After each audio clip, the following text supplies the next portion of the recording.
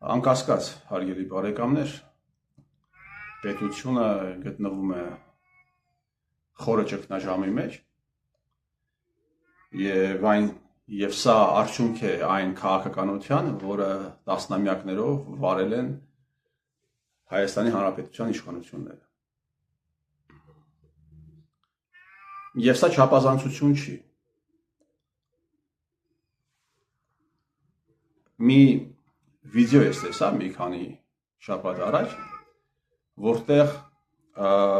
զրուցում է Լևոն Տեր-Պետրոսյանը, Ալիև հայրը եւ նաեւ Վազգեն Սարգսյանն այնտեղ կանգնած։ Ու այդ երկխոսությունը ամբողջությամբ բնութագրում է Հայաստանի Հանրապետության իշխանությունների կողմից վարվող արտաքին եւ ներքին քաղաքականությունները։ Ալիև հայրը ասում է, այդ վիդեոն դուք կարող եք գտնել համացանցում, մի քիչ բան եղած, զարմացած, գից ջղայնացած, ասում է, что это такое, Левон Акопович. Недавно ваш министр выступал и сказал, что мы можем завоевать Азербайджан за несколько дней или за несколько часов, մոտավորապես եմ մեջ վերում։ Եվ Լևոն Տեր-Պետրոսյանը պատասխանում է, ասում է, вы знаете, он у нас холостяк, и выступал он перед студентами государственного университета, там были девочки, или մոտավորապես եմ մեջ վերում, он просто выпендривался. Այս քաղաքականությունը Հայաստանի Հանրապետության ներսում հանդես գալ մի հռետորաբանությամբ, վարել մի քաղաքականություն, միջազգային ասպարեզում հռետորաբանությունը փոխել, քաղաքականությունը փոխել, սա քաղաքագիտական լեզվով կոչվում է վարել ռացիոնալ բանակցություններ միջազգային ասպարեզում, Հայաստանի Հանրապետության ներսում ցույց տալ, որ դու վարում ես կոշտ բանակցություններ։ Իհարկե այս երկձև քաղաքականությունը 90-ական թվականներին մի աստիճանի վրա էր գտնվում, հետո 0-ական թվականներին այն այլ աստիճանի բարձրացվեց։ Ես հիշում եմ Ռոբերտ Քոչարյանը երբ Պոզներին հարցազրույց տվեց 2021 թվականին, ասաց մենք ճիշտ է, ասում է, այդ տարածքները մցրեցինք սահմանադրությամբ Արցախի կազմի մեջ, բայց ենթադրում ենք, թույլ էինք տալիս այն ելքը, որ կարող է այդ տարածքները հանձնենք բանին Ադրբեջանին, Պոզները ակնոցների տակից այսպես զարմանալիով նայեց Քոչարյանին, երևի Քոչարյանը մի բա շփոթել էր Պոզներին 5-րդ տարեկի կամ չգիտեմ հանրայինի լրագրողների հետ եւ ես վստահ եմ, որ եթե այդ հարցազրույցը պատվիրված չլիներ Կրեմլի կողմից, Պոզները 2-3 հարց կտար դրանից հետո եւ Քոչարյանը շատ վատ վիճակի մեջ կհայտնվեր։ Եվ արդեն 10-ական թվականներին, երբ Հայաստանի Հանրապետության նախագահ դարձավ Սերժ Սարգսյանը, այդ քաղաքականությունը ավելի մեծ, ավելի ցցում դարձավ այդ քաղաքականությունը, հակասական քաղաքականությունը Սերժ Սարգսյանի կառավարման ժամանակահատվածում, մի բան այնտեղ վարես Հայաստանի Հանրապետության ներսում ցույց տաս, որ իրականացնում ես այլ քաղաքականություն, դու հող հանձնող չես։ Բանակցես հողերը հանձնելու վերաբերյալ Հայաստանի Հանրապետությունում քեզ ենթակա մանկլավիկների, հասարակական կազմակերպությունների, ժուրնալիստների, բլոգերների, քաղաքական գործիչների, ընդդիմադիր քաղաքական գործիչների միջոցով տարածել տաս, որ հող հանձնողին հանձնելու ես հողին։ Եվ երբ որ բանը գահասնի, արդեն դանակը գահասնի Օսկորին, սարքես, ՊՊՑ գունդ սարքես եւ հետագայում սարքես թավշյա ոչ բռնի խեղդակություն, իշխանությունը, այսպես ասած, հանձնես կամ հանձնման իմիտացիա իրականացնես Նիկոլ Փաշինյանին եւ գնաս միտեղ նստես։ Սա Սերժ Սարգսյանի վարած քաղաքականությունն է եղել։ Իմիջիայլը սրա մասին նաեւ Ալիև արդեն կրսերն է ասում է, երբ բանը գալիս հասնում էր հողերը հանձնում, Հայաստանի Հանրապետությունում ինչ-որ բաներ տեղի ունենում, գունդ էին գրավում, ասում հեղափոխություն էին անում։ Իմիջիայլոց այս խոսքը վերջերս սկսել են նաև շատ բան անել, մեջ բերել նաև ԿՊԱ-ականները, բայց կիսատ են մեջ բերում։ Միայն ՊՊՑ գնդի գրավման վերաբերյալ են մեջ բերում, չեն ասում, որ ինքը ի նկատի ունեցել նաև Թավշյա Ոչբորնի խեղճատակությունը։ Գնում էր Սերժ Սարգսյանը Ստեփանակերտ, որպեսզի խոսեր այդ բանակցությունների տվյալ պահի մասին, որ պետք է այնուամենայնիվ ռացիոնալ բանակցություններ, ռացիոնալ մոտեցումներ ցուցաբերենք, բայց զուգահեռաբար կազմակերպել էր տալիս ազգային անվտանգության ծառայության միջոցով Շուշի դեկլարացիայի ստորագրում, որտեղ էլի հավաքում էր հիմնականում պատվիրակված մարդկանց, իշխանությունների կողմից իհարկե կլինեն այնտեղ նաև մոլորված մարդիկ,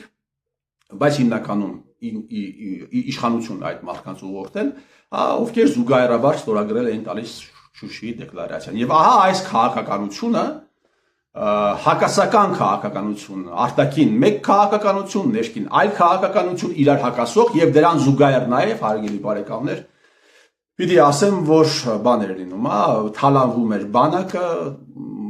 կոնվեյերի վրա դրած վաճառում էին զինվորական գրքուկներ, միայն 11-19 թվականներին Հայաստանի Հանրապետության զինված ուժերում ծառայությունից ազատվել է 50,000 պատանի եւ երիտասարդ, եւ ահա այս քաղաքականությունը բերեց հանգեցրեց կրախի։ Այս քաղաքականությունը ունեցավ ողբերգական ուղղակի հետևանքներ։ Հազարավոր մարդիկ կորցրեցին կյանքեր, տասնյակ հազարավոր մարդիկ տնավեր դարձան,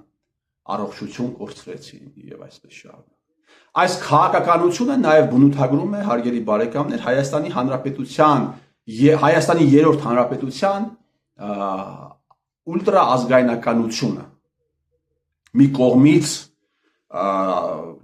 հիմիկվա լեզվով ասած, մի կողմից Արցախի համար բոզի լաց դնել, մյուս կողմից բանակից ազատվել։ Մի կողմից Արցախի համար բոզի լաց դնել, մյուս կողմից պատերազմը դեռ չավարտված փորձել վաճառել հեկերը, այլ գույքեր, կպցնել գումարներ, հետո գալ Երևանում ուղղակի հանգիստ վերեմնել։ Հայկական այսպես կոչված ազգայնականությունը, որը բնութագրվում է իմ նշած արդեն հանգամանքներով, ապրել է կռախ 20 թվականի նոյեմբերի 9-ով դա մի հանգրվանի հասավ, հաստատվեց եւ արդեն 21 թվականի հունիս ամսին իր վերջնական կնիքը ստացավ հայկական ուլտրա ազգայնականության սնանկ լինելը։ Եվ հիմա հարգելի բարեկամներ, զարմանալին նա է, որ այսքան բանից հետո դաշտը փորձում է քաղաքական դաշտը դուք տեսնում եք, թեպետ Հայաստանի Հանրապետությունում քաղաքականություն չկա, այսօր ասում եմ քաղաքական դաշտ, դա պատկերավոր ասած, քաղաքական դաշտը, ճակերտավոր քաղաքական դաշտը, քաղաքականություն չկա, հարգելի բարեկամներ, այն մարդիկ, ովքեր դեմ են Նիկոլ Փաշինյանին, շարունակում են իրենց ուլտրա ազգայնական խոսքը։ Շարունակում են հանդես գալ այդ դաշտում։ Իմիջիալից այդ դաշտի, ազգայնական դաշտի, դաշնակցական, եթե ուզում եք դաշտի, կարկառուն ներկայացուցիչներից մեկը Հայաստանի ողջ երրորդ հանրապետության պատմության մեջ եղել է Նիկոլ Փաշինյանը։ Եթե վերցնենք որպես քաղաքական գործիչ, այո, քաղաքական գործիչ Նիկոլ Փաշինյանը հանդես է եկել ուլտրա ազգայնական դիրքերից մշտապես։ Ես խոսում եմ ոչ թե լրագրող, ոչ թե գրող, այլ քաղաքական գործիչ Նիկոլ Փաշինյանի մասին։ Ինքը եւս հանդես է եկել այս դաշտից։ Եվ հիմա երբ փորձում են հակառակվել Նիկոլին եւ շարունակում են այդ դաշնակցական, ազգայնական սին լոզունգները, այստեղ առաջանում է հարց։ Դուք սա անում եք, որովհետև թրենդի մեջ եք մնացել, միգուցե որոշ մարդիկ փող են աշխատում, փող են կպցնում, մեկ։ Դուք սա անում եք, որովհետև Հայաստանի Հանրապետության քաղաքական դաշտից բան չեք հասկանում, այսպես կոչված քաղաքական դաշտից բան չեք հասկանում, երկուս։ Թե դուք սա անում եք, որովհետև գործը անում եք Նիկոլ Փաշինյանին օգուտ տալու համար։ Ինչի համար եք սա անում, այս երեք տարբերակներից մեկը պիտի լինի։ Ինչի համար եք դուք անում այս ամենը, հարգելի բարեկամներ։ Բազմաթիվ ուժեր կան, հարգելի բարեկամներ։ բազմաթիվ գործիչներ կան, թե Հայաստանի Հանրապետությունում, թե Հայաստանի Հանրապետության սահմաններից դուրս, բազմաթիվ են, մեկը չի, երկուսը չի, 5-ը չի, 10-ը չի, սա այսպես կոչված ընդդիմադիր հռետորաբանության թրենդն է, հանդես գալ այս դաշտում, դաշտ, որը սնանկ է, դաշտ, որի մեջ է եղել նաև Նիկոլ Փաշինյանը։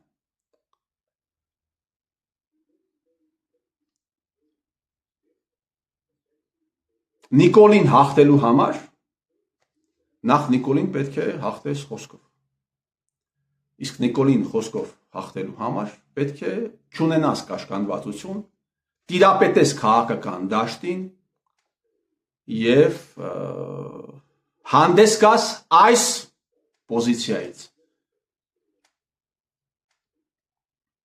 Չի կարող Նիկոլ Փաշինյանը խոսել իրական Հայաստանի մասին,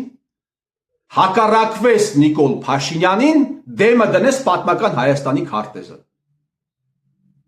Սա խոսում է նրա մասին, որ դուք քաղաքականությունից բան չեք հասկանում։ Սա ուղղակի մեկ ֆրագմենտ այդ դաշտում գործող մարդկանց քաղաքականությունից խոսույթից ընդամենը մեկ ֆրագմենտ։ Եվ փոխանակ ասվի, եթե դա է իրական Հայաստանը, եւ դու այդ իրական Հայաստանի վարչապետն ես, ապա ինչու ես ուղարկել զորակոչը Արցախ, գից Ադրբեջան եւ սպանել տվել մի ողջ սերունդ ու հետագայում այդ մարդկանց ճանաչել օկուպանտ խուժան, դու սկսում ես բաժանել տալ մեծ հայտի քարտեզ։ Սա գործողություն է, որը տանում է դեպի փակուղի եւ որից օգուտ է քաղում միայն ու միայն գործող վարչակազմը։ Ես կարծում եմ, որ այս ամենաիրականացնողները չեն հասկանում ուղղակի։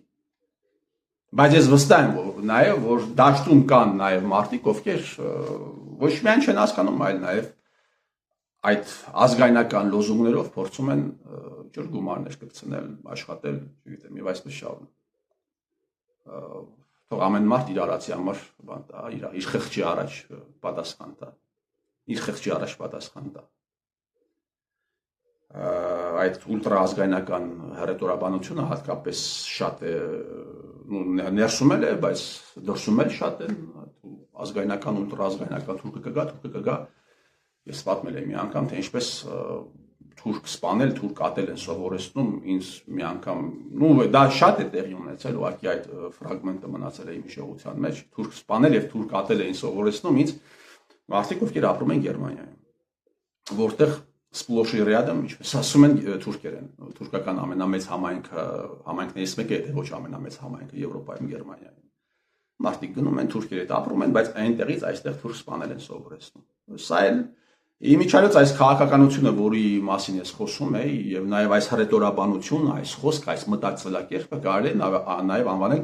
լիցեմեր մտածելակերպ, երեսպաշտ մտածելակերպ, հա։ Ուղղակի երեսպաշտության հայկական դրսևորումն է։ Այսքանը։ Լավ եղեք։